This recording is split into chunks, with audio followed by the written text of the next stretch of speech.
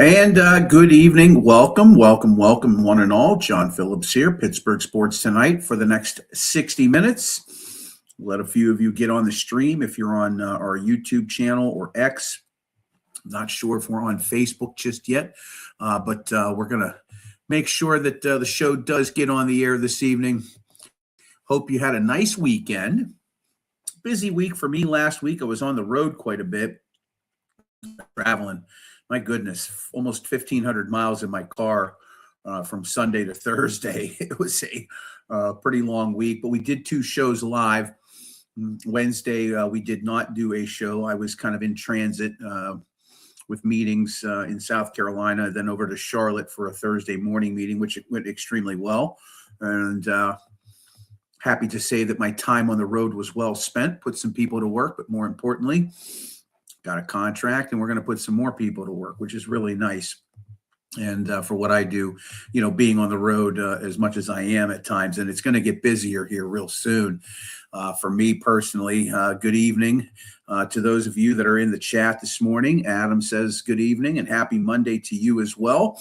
You're always welcome to leave comments, whether you're on YouTube, Facebook, or X, at Steel City Sunday, of course. We are not live on our Facebook page. For some reason, we have been having problems getting connected to our Facebook page, and I've got to figure that out, among other things. I did get the internet situation figured out, which is nice here at home now. I can have guests on and not have any lag issues, which is always very important. We had some issues there, but that was on my end. Got those figured out. And so we are broadcasting live, and I believe we are on our X. No, we're not even on our X page. Oh, well, I guess I think It's a Wrap Sports has us. Well, what we'll have to do is just get over to It's a Wrap Sports, and hopefully we can. For some reason, we're not even live over there. Well, we're just on our YouTube channel tonight, unfortunately. I don't know what more I can do, but I guess I'll do my best when it comes to just getting the show on the air. Okay, so let's talk a little bit about a couple different topics. I had some topics that I wanted to discuss today. We'll start with Brooke Pryor from Saturday. Of course, she covers the NFL for ESPN. I believe she's in Cleveland and covers the Browns by de facto. She covers the Steelers quite a bit. Saturday, she had a report on SportsCenter talking about Aaron Rodgers. And basically that, it looks pretty good that if he's going to come back in 2026, that it's going to probably be the Steelers or he's not coming back at all. So that story kind of got dropped. And then in addition to that, she said, I'd put it in pencil, but not in pen. The fact of the matter is that the Steelers want an answer soon. And I laid this out in an article that I put on our Facebook page on Sunday. The reality of it is right now for the Steelers, and I don't think I'm really breaking any news here, but the simple truth of the matter is this. This team is going to have to live and die with Aaron Rodgers for one more year. It's probably going to be the best route for the Steelers right now, is that they get Rodgers back under contract for one more year and make one more attempt with him. While they're doing this, they're going to have to figure out who is going to be the backup if Mason comes back for one more season, and also if they're going to draft anybody in April. A lot of talk about Ty Simpson from Alabama potentially going with the 21st pick. I shared my thoughts on that Sunday as well in the article. I don't think the Steelers should go with a quarterback in the first round. I think they need to take a wide receiver. I did a short on Friday about it as well. The reality of this whole situation is you've got this new, we are on our X page on Steel City Sunday, so that's good. We are on this, we're on this idea that, Will Howard is going to be the future. I don't believe he's the future. I don't know that to be certain. But I'm just going to be completely honest with you here. If this team is going to make any kind of run next year, it's going to be under Aaron Rodgers. That's just how it's going to be, unfortunately. There's no other way to describe this. They have very minimal options right now because they've been in such a quagmire under Mike Tomlin the last decade.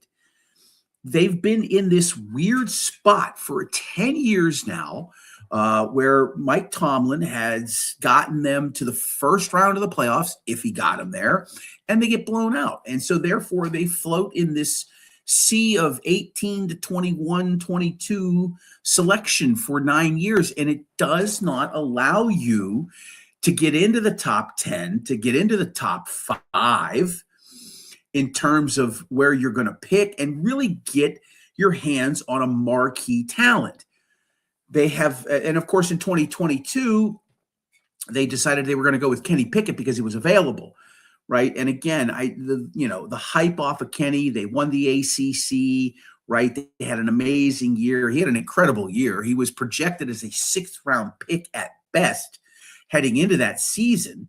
And I remember that fairly well because I was living down in South Carolina. I went up to the ACC championship game. It was just a short 3-hour drive to Charlotte. I was in Charlotte last week. Great city, by the way.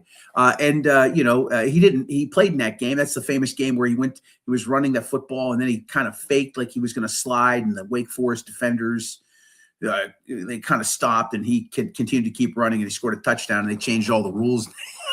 Changed all the rules in college football in the NFL. You can't do that anymore, which was brilliant on his part. I mean, strategically, it was genius, right? And probably the most famous play from that otherwise unforgettable or very forgettable ACC championship game that nobody went to. And then of course the disaster that was, the Kenny Pickett experiment. And again, I know a lot of people don't like to blame Tomlin, but I mean, he had a large hand in all of that, right? They reached on him. And it's at the end of the day, he was the man running that franchise on the football side of things. I know it was the last year for Kevin Colbert, but don't tell me that Colbert made that final call. That was Tomlin. Can't convince me of anything otherwise. It wasn't Omar Khan. I can assure you of that right now. I see that we're getting a little bit more people here in the stream. Good evening, people. Thank you for joining me. John Phillips, Pittsburgh Sports Tonight. We do this 3 nights a week. We'll have 3 shows for you this week. So hopefully you'll hang out with us and enjoy. Please, if you're on X and you have not joined our YouTube channel, I would ask that you so kindly go to our YouTube page and subscribe. We are at Steel City Sunday on all the social media sites and would very much like to get that YouTube channel built up here over the next few months as we head into the NFL draft. I have every intention of providing 3 full days of coverage of the NFL draft as it is right now. We're a little over 66 days away, I believe it is, from the NFL draft. Working on trying to get downtown with a group and have a broadcast down there for 3 straight nights. We want to be there, the entire cast and crew. We're working on it diligently. I hope to have some more on that come the first week of April. We've got about 7. I've got about 7 more weeks of just straight up, marketing and sales and trying to find people that would gauge some interest in that. And, of course, we're doing this show 3 nights a week because we didn't want to just go dark after the football season. I started this off with just a Steelers pregame, postgame show, with the intent of growing here, and we're going to do that. I think we're doing that. We're in the process of that right now. But that's why we've added 3 shows a night, and of course we stream on Wednesday nights at 8:00 with the Pittsburgh Sports Desk and Gridiron Weekly, that being hosted by Bill Akins, who produced my show for me this year on the Steel City Sunday side. Okay, so I digress. Let's go back into just the Steelers' dilemma that they've been in, and they are right now. I will say that they have 12 picks. I don't know if the compensatories have been awarded just yet, but the Steelers are in an interesting position for sure when it comes to the draft. What they can do to maybe move themselves up to try to get into the top 2 or 3, to try to take a top flight wide receiver. I think that's the move for them. But the problem is any of these guys that are highly coveted are going to go second and third, or probably within the top 5 or 6 picks, most likely. And so you have you're in this weird spot once again, as the Steelers have been for so long. I don't know if they have enough in their arsenal to move up to a point where they would take somebody of that nature. If anything, they could potentially move back a few spots and maybe try to grab a few more picks. I think they just need to load up with as much talent as they can with the 12 picks. Whoever the most best available wide receiver is. Now, if Ty Simpson's there at 21, the quarterback from Alabama, you may have to take a look at him. Which means Will Howard is in jeopardy, and especially if Mason Rudolph is coming back. And I can't imagine Rudolph isn't. And again, if the Steelers are going to sign Aaron Rodgers, you can't think that Malik Willis is going to be an option. I saw a report today that Jordan Love's expecting is talking about wanting to be traded out of Green Bay because it looks like the Packers may franchise Willis for a year. So there's a whole thing brewing up there in Cheeseland that could set off a weird dynamic. There's a lot of moving parts right now. But the most important thing when it comes to Aaron Rodgers is that he makes a decision before March 11th. March 11th is the start of free agency. I don't anticipate anything happening before they get to the combine, which I believe is either the 22nd or 23rd. The combine goes till March 2nd. I believe between March 2nd at the end of the combine and before March 11th, which is the start of free agency, we will have a decision on Aaron Rodgers. We might get some leaked news before then, right? Like Brooke Pryor on Saturday leaking, or at least saying, hey, I'd write it in pencil, but not in pen. That McCarthy and he have talked. I would think they've talked probably several times. And I would think that there's a good indication that Aaron is wanting to come back one more year, run it back with his old coach one more time. And look, the cupboard isn't bare on the Steelers, right? I think they need a fresh perspective. And again, a lot of people are saying, ooh, if they have a bad season, we told you so. You'll be asking for Mike Tomlin back. No, we won't. No, I don't think Mike Tomlin coaches another day of football in the NFL ever again. That's my vibe on that right now. I don't know if Mike ever comes back, period, to be completely honest with you. I think that Tomlin's days in the NFL are done, but that's just my 2 cents on all of it. Okay, if you have a comment you want to drop, you're welcome to do so. We're happy to take your comments in YouTube or Facebook or X, please. More than happy to hear what you have to say. If you're on our X page, just click on the live link. You can see the show. For some reason, it's not streaming actually on the page. For some reason, you have to click on the link. It's weird the way some of these things operate, but I digress to the point of moving on to some other subjects. Okay, we've talked a little bit about the Steelers. Let's talk a little bit about Miami today. The Dolphins cut Tyreek Hill, 32 years of age. They're trying to save money under the cap.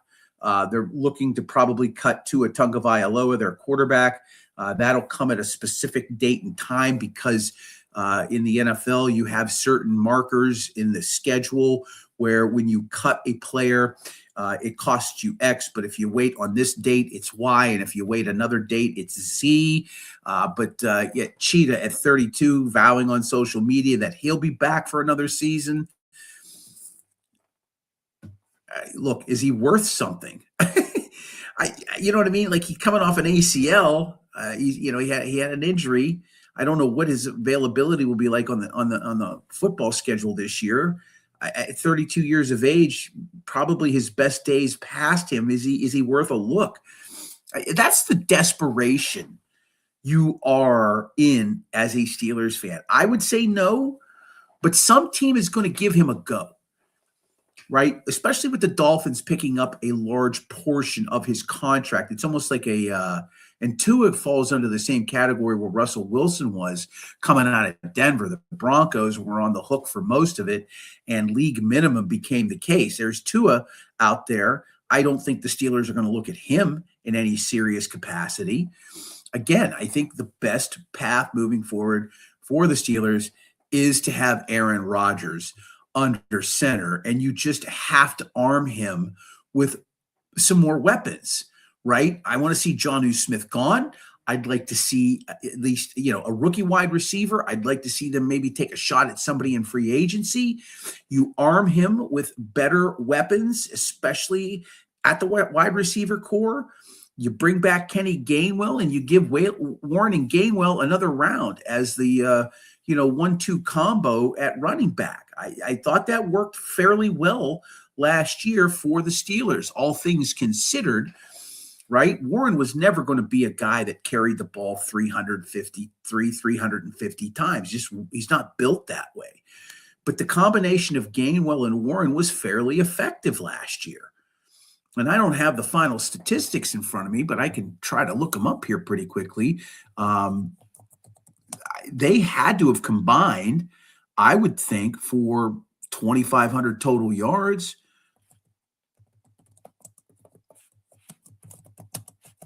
I'm almost certain they did. I'm just kind of popping in here and taking a look at some of these numbers here right now. Yeah, Warren ran for 958. Gainwell had 537. So combined, they ran for nearly 1,500. They were 5 yards shy at 1,500 yards. And then Gainwell had another 486 out of the backfield. Warren, another 333. So they had 7 and 15. They combined for 2,200 yards last year, running and receiving. I'd take that kind of production next year all day long. And I would think Steeler fans would do so as well. If you're picking up a solid rookie wide receiver to come in, maybe you find somebody that can be a good number 2. You've got room under the cap, right? The cap's expanding to about $310 million this year. They're already about $50 million under the cap. They could cut Patrick Queen. They could cut a few other players that could save them, another $30 million or more, depending on, when they cut some of these guys. I know Queen is one of them. Jalen Ramsey's another. So you have some guys on the roster where if you cut them and you don't want them back, all of a sudden now you're looking at $90, $100 million under the cap. You can go out and get yourself a good WR2.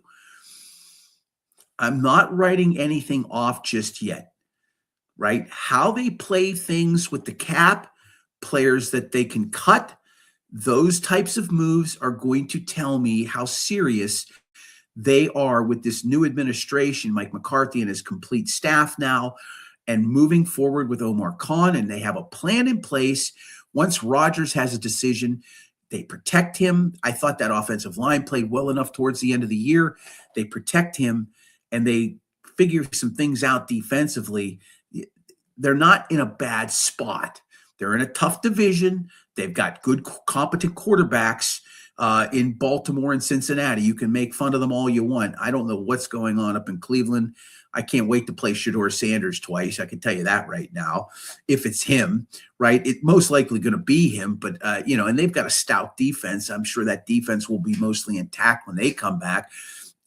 I don't think Rodgers is so bad, even at 42. I don't think he's bad. It's just going to really depend on what they can bring in during free agency. The next 3 weeks are going to tell us a lot as we get into March 11th in free agency. Okay, I want to switch to the Pirates for a few minutes. Talking about the Pirates, I will discuss Pitt in a little bit, but I wanted to get into the Pirates stuff because the pitchers and catchers, of course, are in Pirate City. And, they will have a full complement of players here very shortly. And before you know it, we'll have spring training games and, the smell of optimism. If you're a long-time suffering Pirates fan like yours truly, I proceed with caution this time of year, always, right? And we're coming off a year where Paul Skeens won the Cy Young. You've got this Connor Griffin who is turning heads. I want to talk about him in a few moments. The Pirates have now reported to Pirate City. You got AJ Burnett down there mentoring the pitchers, which is nice. He was asked to come back. You've got this whole thing with Andrew McCutchen. He's complaining and crying about one more season. I think 3 years was enough on the back end of his farewell tour. I have a sneaky suspicion that the Pirates will sign him to a 1-year deal. I have a sneaky suspicion that he'll come back as some sort of DH, occasional fill-in somewhere in the outfield, probably center. I don't know if he's good enough to play center at this stage. Who knows? But I'm curious to gauge your thoughts on the Pirates coming in this year, and especially with Connor Griffin. And I wanted to share some thoughts on him here because apparently Fangraphs, and I don't pay enough attention as I once did to baseball. Fangraphs apparently is a very, very big site that covers baseball. And one of the things that was brought up to me today was, hey, have you seen what Fangraphs said about Connor Griffin? I'm like, that's that young kid that they drafted, a season or so ago in 24. He's like, now he's not even 20 years old. And according to this individual that I respect, and he pointed me into to some information, I went to Fangraphs, and apparently they are saying that he may be the most elite prospect that they've ever graded in their in their website's history, which is pretty amazing, right? If you think about it. The fact that this website evaluates him as one of the top prospects ever evaluated in the history of the modern era of baseball. Griffin is just an absolute young stud, 6'4", 225 raw power, 19 years old, going to play shortstop.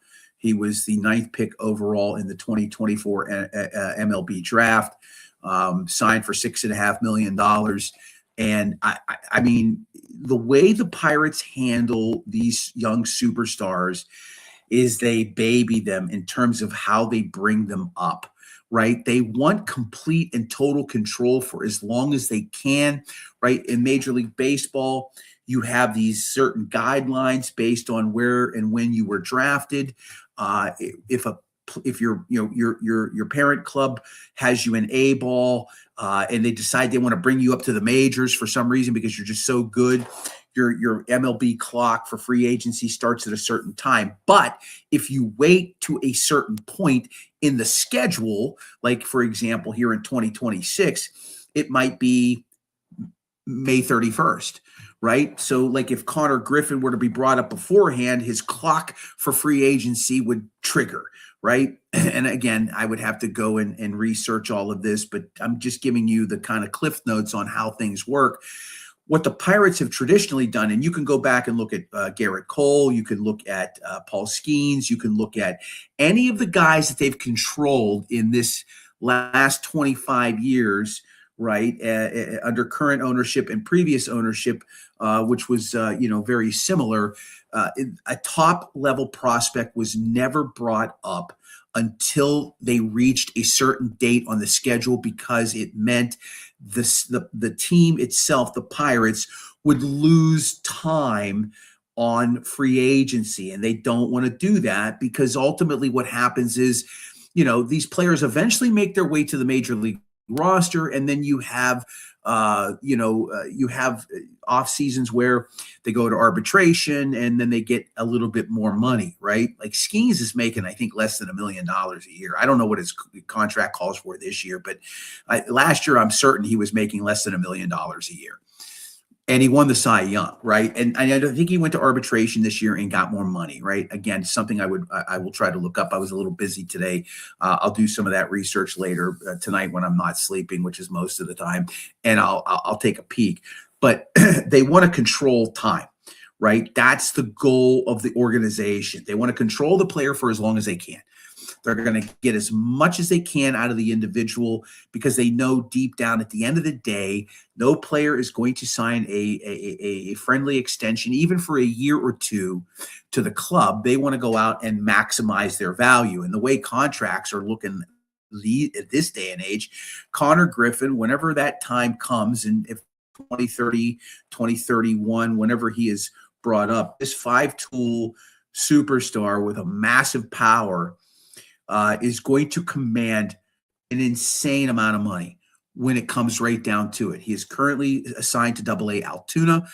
Griffin will probably start the year there, and we'll see how he progresses up to AAA and then perhaps to the Pirates at some point in time.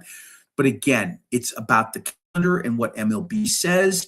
He might not see the roster until September, which is scary to think because this team needs power, right? This team needs power. They need people that can get on base.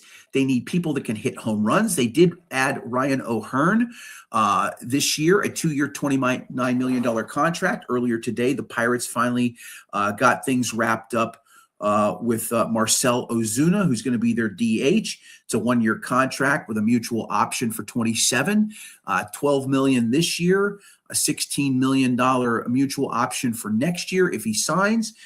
They did have a bunch of bonuses in there as well. But, and again, Ozuna, great player 10 years ago when he was an all-star.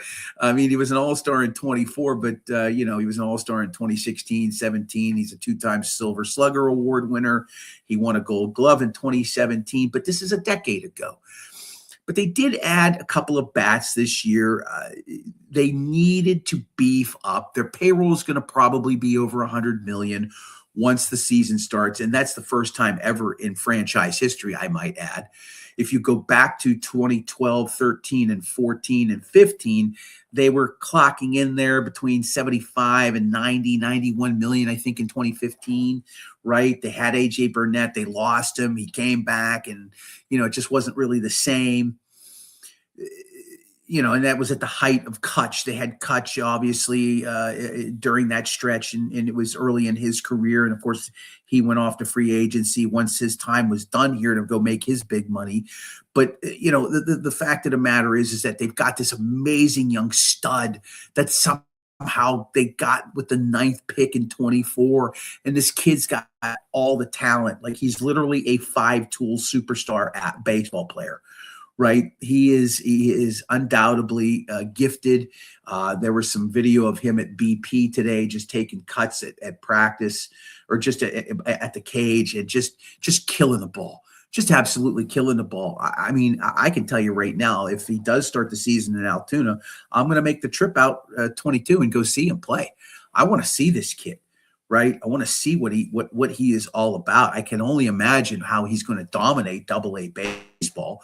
But again, in baseball and with teams of this nature, and the other component to this is the lockout. We'll talk more about that here in a few moments. But Griffin is exciting enough that, you've got Skeens, who's the component of your pitching rotation, and they've kind of, tried to build around that. And they had a good rotation last year. They just didn't really provide anybody with run support. Their run support was, I think we were like 29th in runs scored last year. You've got to get guys on base and you've got to score runs in baseball, right? If you have a real dominant pitching staff and you can produce an extra half a run a game for them, you're going to win 90 games.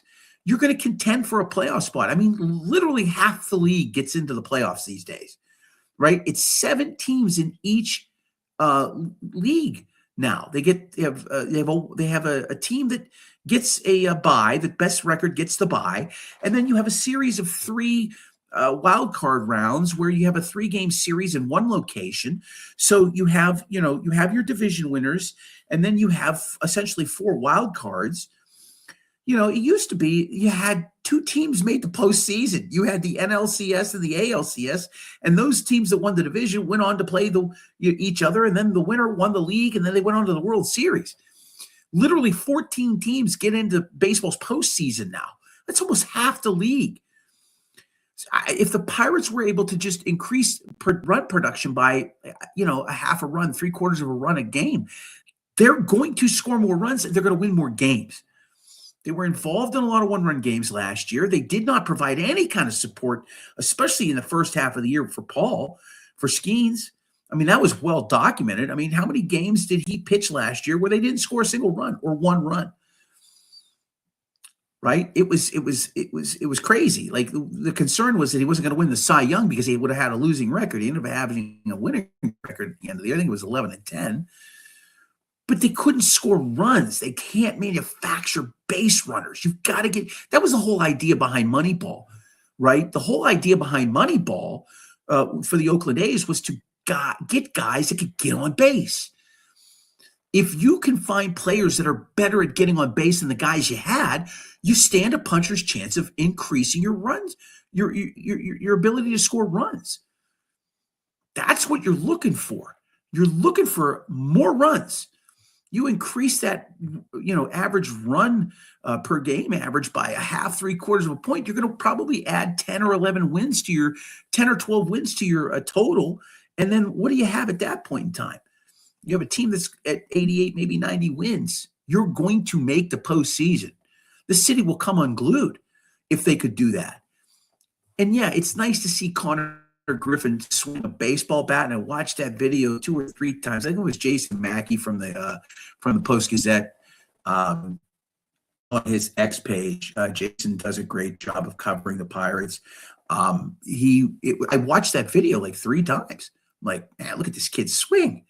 Like, just a naturally gifted, talented guy, and he's probably not going to see the light of day up here.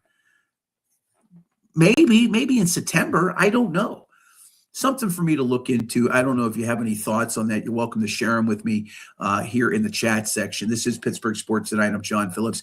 Don't forget, we are a part of the It's a Wrap Sports Network. Maddie B., who owns It's a Wrap Sports, our shows every single week that we have on the network. Pittsburgh Sports Tonight, 3 nights a week. The Final Word with Maddie B. airs Sunday through Thursday night at 9 o'clock. It's definitely Philly-centric. Most of the shows are Philly-centric, and they do have a Penn State football show during the fall. They kindly brought us on to add some Western Pennsylvania flair to their product, but they've got a lot of nice shows. Mike Laura, who does the Penn State show, does a gambling show called Props, Locks, and Parlays. You might want to check that out. On Sundays, they do a morning show on Sundays at 9 a.m. With Al Zafiri and Mike Lauro. I was on that a few weeks ago when Mike McCarthy became head coach. It was nice to talk with them. Those guys are really good. They're good people. And that's the It's a Wrap Sports Network. We have programming 7 days a week. 7 days a week. And we're trying to add some more shows here as the winter kind of moves along here. It's nice to see that the snow is almost melting. I'm not going to lie. Last Sunday, I drove out to Dayton, Ohio. It was like 9 degrees out on Monday morning when I got up. I put these 3 electricians to work. It's like 9 degrees outside, right? I'm like, Jesus, this is terrible. 8 hours later, I was in Greenville, South Carolina, and it was 61 degrees. I got over to Spartanburg. It touched 70. I was like, oh, man, I miss the South at this time of year. There was not a stitch of snow to be found. Now, they had gotten ice and snow the 2 weeks prior. They got snow and then ice, but it had all melted. And by the time I got back home on Thursday, a good portion of the snow had finally melted away. It's nice to see that it's mostly done. We'll be in the 60s by the middle end of the week, which is really nice, which means hopefully by Friday there'll be a stitch of snow out. And then we got one more week of February. I think we're home. I really think we're home in terms of the snow. I really am crossing my fingers. Of course, March can always sneak up and bite us. But I'm crossing my fingers that we're done with all of the white stuff. It has been a depressing winter. Last year was bad. This one, I don't know if this was worse or not. The big snowfall was not fun, that's for sure. But I'm happy that has all kind of passed. Okay, so Pirates, I don't know how you feel about the Pirates just yet. Again, as somebody that goes back to my childhood in the 70s and going to Pirate games, and at 14, I was able to go down to Three River Stadium and go to games on my own. And I don't know how many opening days I made between 1984 and 2016. I think it was, my goodness, it was 31 out of 32. I missed the 95 opener because I was living in Las Vegas and working in sports radio out there with Pete Rose and a bunch of other people. That was the only opener between 84 and 2016 that I missed. I haven't been to an opener since. I'm not sure if I want to go this year or not. That's as sad as that is. I don't know. I'm debating it right now. I'd like to. My wife and I went to a few of the openers when we got together, and in 12, 13, 14, and 15. But I'm not sure if I want to go to the opener just yet. I don't know if I want to commit money to Bob Nutting. And I struggle with that. I'm not going to sit here and deny that. I struggle with committing money to a guy who I don't think has the best interest of fans in mind when it comes to putting a stellar product on the field. Before he even opens up on, opening day, he's guaranteed X amount of profit without even having to spend a dime. So, that kind of stuff concerns me. That kind of stuff concerns me as a casual fan, right? I don't consider myself to be technically, I guess I am in the media. I still write for the Tribune Review, but I don't cover the Pirates. But, as a casual fan of baseball, it's the one sport that I would still consider going to. I would consider going to a hockey game. I did go to a hockey game late last year. First time I had been to a hockey game at the new arena. Can you even imagine that? I hadn't been into that building. I'd been in that building for concerts and a few other kids shows, but I'd never been to a hockey game in the new arena. The last Penguins game that I had gone to prior to them playing the Leafs back in, I believe it was in late December, was the last game at Mellon Arena. I was at that Game 6 loss against Montreal that ended the season in 2011. And then they, of course, opened up the Coal Bucket, which is now PPG Paints. So I want to go see the Pirates play, but I have a hard time biting off a $90 ticket too. You used to be able to go to baseball games, even opening day, for $30, $40, but and I don't think Jimmy T is going to be handing me any of these anytime soon. But this was nice. This was inaugural season from PNC Park back way back in 2000, and the season was 2000, right? 2001. Excuse me. There you go, Jimmy T. If you're watching, I'll take my credential in the mail. You can send it to me here in Allison Park. Okay. Any thoughts or comments? You're welcome to do that. Please, we would love to hear from you. I've got a couple of those coming in. Bruce Harper checking in via our YouTube channel. It is expensive, Bruce. There was a big story. I know that this was a big story a few weeks ago where, the Penguins are one of the lowest in attendance in the NHL. They're averaging better than 16,000 a game, but they're still like 28th or 29th in attendance in the NHL. And here's the funny thing. When I got these 2 tickets, Bruce, I was gifted these 2 tickets from a friend of mine. I came home and with my daughters, they're 13 and 12. And so I said, hey, Daddy's got 2 tickets to a Penguins game. Which one of you would like to go? And then it became a whole conversation about, well, why can't we just get a couple more tickets? And I started looking, Bruce, and my eyes almost fell out of their sockets, right? $100+ for a ticket. I don't even know if the upper sections were any cheaper, to be quite honest with you. And I've learned a few tricks in terms of pricing tickets. You can use StubHub and the secondary sites, Bruce. But when you look at these arenas, like for example, last week when I was in Charlotte, I wanted to go to an NBA game, and I looked at the ticket pricing. And, you could get in for as little as $4. Now, a different scenario, right? That team was sub 500. They had won like 7 or 8 in a row, but you could literally get into that game at like $4 or $5. And right now you can't look at tickets on StubHub for the NHL because At least I don't think you can. The NHL is on a hiatus right now, and I always use my CBS Sports app. My CBS Sports app is my favorite thing to use for all sports. If I'm looking at news, I look at CBS. Well, they have the StubHub links on there. And I kind of peeked at it when I got the tickets because it was like, hey, if I can't take, everybody, then, I ended up just going by myself, unfortunately. One of the tickets went to waste, unfortunately, but the tickets are not cheap. I will agree with you there. And then on top of that, concessions. I feel the Pirates are going to be better this year, and you can get a seat in the outfield for $25. That's not bad. That's not bad.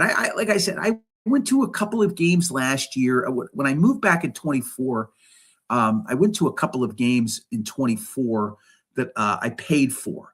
I wanted to see Paul Skeens pitch. I was still living in South Carolina at the time. Last year, a friend of mine had free tickets routinely, and I went to 3 or 4 games because I didn't pay for them. But I did not pay for tickets last year. And I do recall getting some tickets from the Pirates organization in 24 as well. I reached out to a contact of mine, and they got us hooked up, and I appreciate that. That's why. And again, I've softened my stance on the Pirates over the years in terms of my hostility. I've just come to the realization that Bob Nutting is a businessman, and he treats this as a business, and he wants to make money. And he knows that if he tries to spend $50 million in addition on salaries, he's probably not going to make money. So it's a business decision for him. And that's hard. That's hard because it's going to lead to my next topic, which is, of course, Bruce says he knows people that have paid $200. Well, again, it's a luxury, right? I tell the story about, going to hockey games in 1987, 1988, especially in my spring of my senior year of high school at Woodland Hills. A friend of mine had a 20-game plan, and when he bought it, he was like, "Are you good for like 4 or 5 tickets?" I'm like, "Yeah."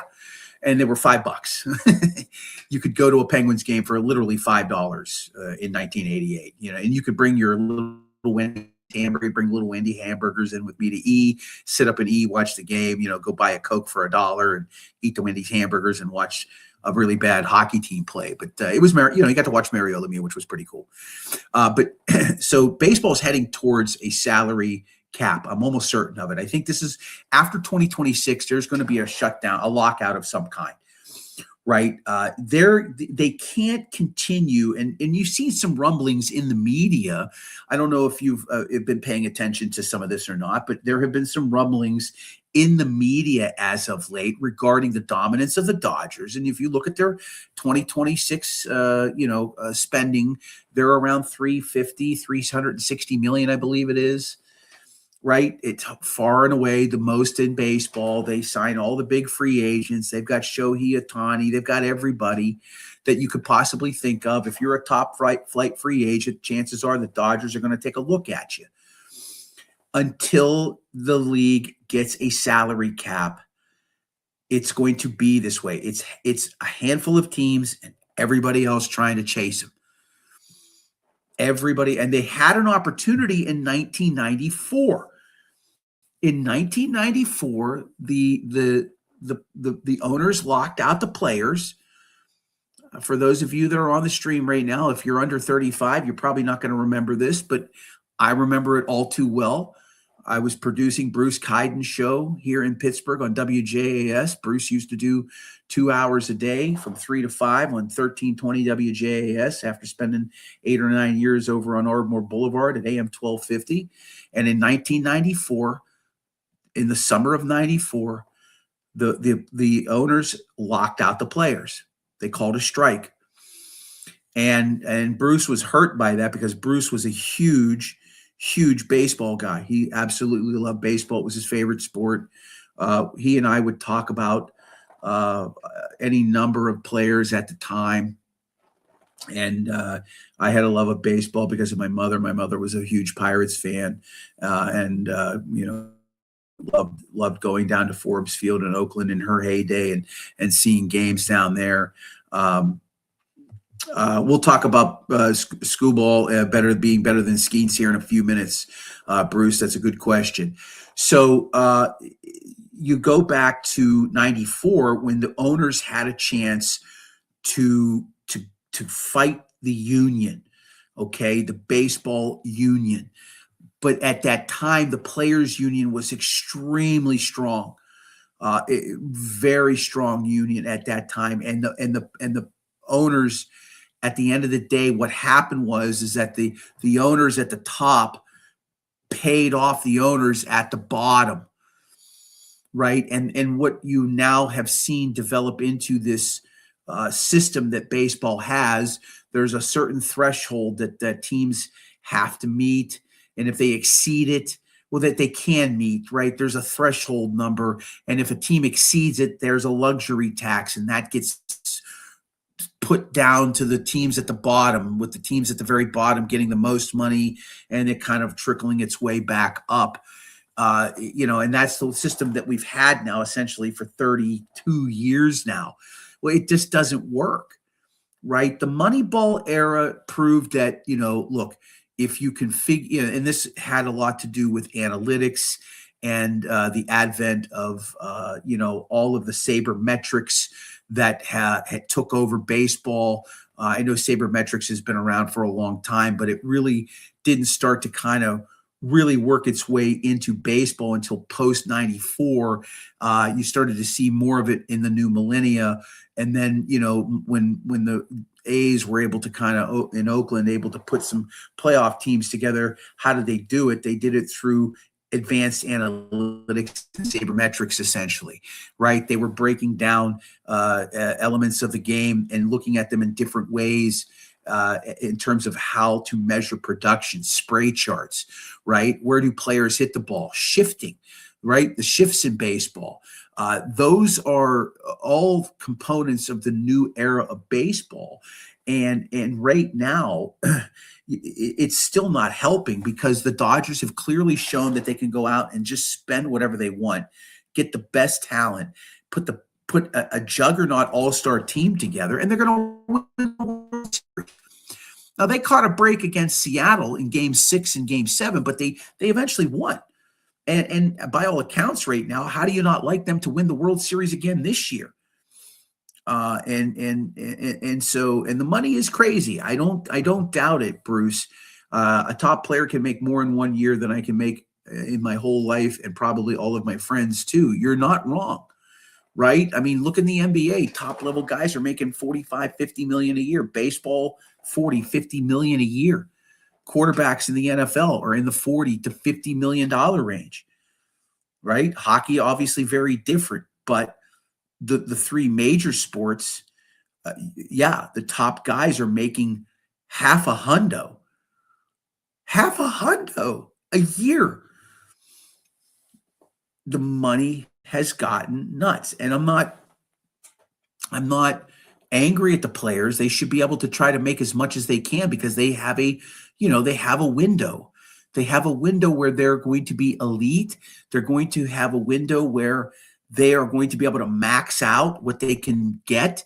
And, if that window is 8 seasons and they can make $400 million, and then in the other 10 seasons that they may play, let's say a player plays another 6 or 8 competitively, they make, $100 million, $90 million, they make $500 million over the course of their lifetime.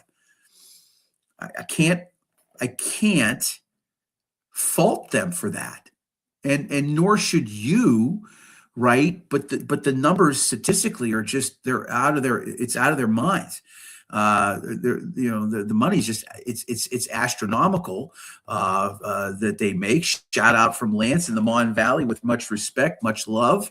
I'm a quasi Mon Valley guy. I don't know if I technically, yes, because of Braddock, right? Technically Mon Valley, sorta. My dad did work in East McKeesport. That's Mon Valley for sure. But good to hear from Lance this evening out there on the internet. As we wrap up our show here, we're in the last 10 minutes. We'll probably take this for another 7 or 8 minutes and then wrap up the show this evening. I'm hoping to have Tony Bruno on the show Wednesday. Legendary broadcaster, of course, Bruno and Golick on ESPN radio many, many years ago.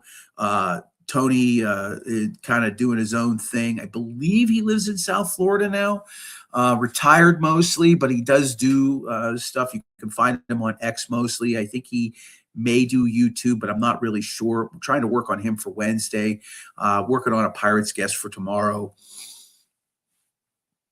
Trying to have, interesting guests and topics every single night that we're on the air here. But yeah, General Braddock had some great, they had legendary football teams back in the 50s and their basketball teams, General Braddock. My dad went to Scott High, actually, way back in the day. So that's where my lineage comes from, Lance. So again, baseball is in this weird spot right now. And I think we're going to see a lockout at the end of the baseball season. I can't see baseball continuing on. I think the owners that are on the opposite side of this nightmare have to force this hand, and they have to get with the players, and they have to figure something out. It's out of whack, and it does not provide any kind of competitive balance. You get a salary cap set. The revenue sharing and all of that should elevate teams like the Pirates, teams like the Sacramento A's, who may play in Vegas, they may not. It'll help elevate, Tampa Bay. It'll help elevate teams like Kansas City. It'll help teams in Arizona. It'll help teams in other cities where they are struggling to put a competitive team together because they can't compete in free agency because there's no salary cap. Whatever that number ends up being, however they configure it, hopefully it raises the opportunity for the Pirates to be more competitive. And that's all we're looking for. As fans, we want to know that they've got an opportunity to compete. And yeah, Skeens, great player, right? This Connor Griffin looks like an absolute superstar. Could be a generational player for this team. I don't know. We'll have to wait and see. But the truth of the matter is that until they have a salary cap in baseball, I don't know. As far as the Tariq Skubal conversation between he and Paul Skeens, it's kind of like a yin yang thing. I would think. I mean, he had an unbelievable year in Detroit. Bruce, he's pretty good. A player I would go pay to see. A player I would go pay to see. I want to go up to. I would consider going up to Cleveland to see him play. And I don't know what tickets are like up at their baseball park right now. I think it's called Progressive Field. And I hate calling them the Guardians. They're the Indians, just like Washington's football team is the Redskins. I'd go pay to see him. I don't know if the Tigers are coming here or not this year. For interleague play, something to take a look at. Boy, a Skubal matchup would be pretty good, right? That would sell the joint out, I would think. I think that would be a pretty good one. I'm sure people would pay to go see that for sure. I probably would pay to go see that as well. Quickly, a couple quick topics, and we're going to wrap up here. Pitt Hoops, disappointing once again. Went down to Tobacco Road over the weekend to play North Carolina and just basically got blown out of the building. They are just they're probably not even going to make the ACC tournament. They're only putting 15 teams into the ACC tournament this year. It looks like Pitt is going to be one of the 4 teams that gets left out. Jeff Capel is completing his 7th season here in Pittsburgh. And I mean, how much longer do you keep a guy like that around? That's my question. How much longer do you keep a guy like Jeff Capel around? Pitt basketball back in action, not until I think it's Saturday. I think we actually have Saturday. They host Notre Dame. It's been a bad season for Pitt Hoops. They are 9-17. They are 17th in the ACC. 17th. I mean, does it get any worse than that? It does not, as far as I can see. And looks like we've got some minor league baseball. We've got games coming up this weekend. It looks like it'll be exciting to see some spring training games. Be happy to see that. But I don't know what Al Green does at this point in time after the season's over. What do you do with Jeff Capel? Do you just, pull the rug and try to start over? I think Capel's got 3 or maybe 4 years left on his contract. I think Pitt's going to probably be eating some money. All right. I think we're done for the evening. I want to thank everybody for participating. We had almost 30 of you on the stream tonight. It doesn't sound like much, but I'll take it. We're just going to keep doing this 3 nights a week. Hopefully you tell a friend. Hopefully we continue to grow the channel, and we'll continue to provide you with more topics. I did want to talk a little. I guess I wanted to talk NASCAR and the NBA All-Star Game, but I don't think really anybody's watching that, or the Winter Olympics. I took a quick peek of the medal count. The USA used to dominate the Winter Olympics, but not so much right now. They are 3rd in medals, but it's been a rough Winter Olympics over in Milan for Team USA. Of course, a lot of was made about the conversations of the athletes beforehand, and I defended that last week. I think athletes are, if a media member wants to get political and ask them something, if they want to make a spectacle of themselves, that's their right. And I'm okay with it. I don't think they should be shutting up. I think they are welcome to speak their minds. But the Olympics are going to be wrapping up here, I believe, this weekend. Women's hockey won their semifinal matchup today convincingly. It is what it is in terms of women's athletics at that level. There's usually just 1 or 2 elite teams. But Team USA seems to be doing very well. But overall, has not been a great Winter Olympics for the American men or women. We'll be back in here again tomorrow at 7 o'clock. I hope you tune in. Lance, Bruce, Adam, all of you, thanks for checking in with me this evening in the chat. I do appreciate your kind words. We are going to end the show this evening, and we will be back again tomorrow night, 7 o'clock, with Pittsburgh Sports Tonight. I'm John Phillips. Again, go to our YouTube channel if you haven't. Like and subscribe. We are appreciative. And hit the like button, please, if you can. Helps out the channel get views from a few people that might not normally see us. Until tomorrow night, I'm John Phillips. I thank you for checking us out. This has been Pittsburgh Sports Tonight on the It's a Wrap Sports Network.